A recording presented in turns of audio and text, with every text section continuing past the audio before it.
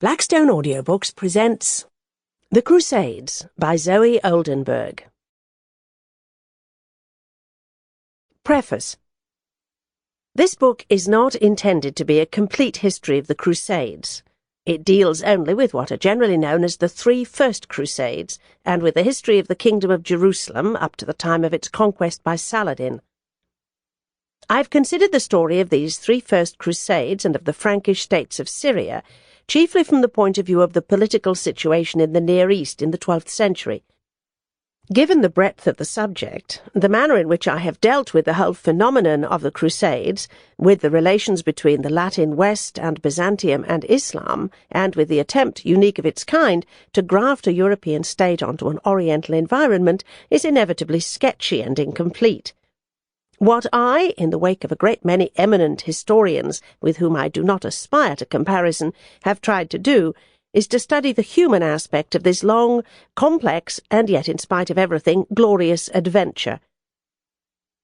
Whatever one means by the word, there is no doubt that the early Crusades gave rise to a particular concept of glory which belongs specifically to the Latin West, and which consequently contributed more than a little to the formation of that European civilization which in our own time has finally come to mean civilization itself.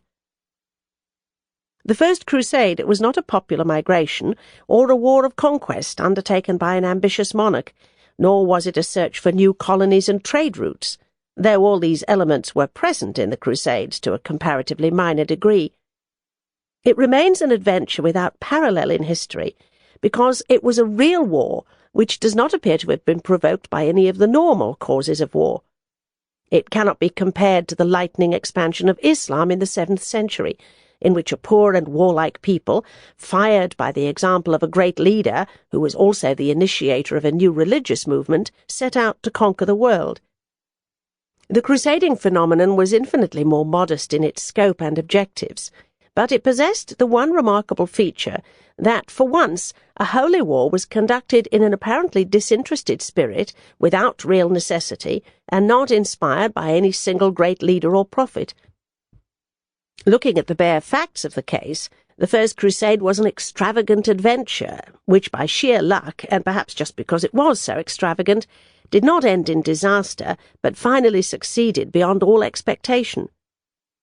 The sole object, motive, and justification of this adventure, which in time grew vast enough to involve more or less deeply the conscience of the whole of Catholic Christendom, was the mirage of the holy city, Jerusalem.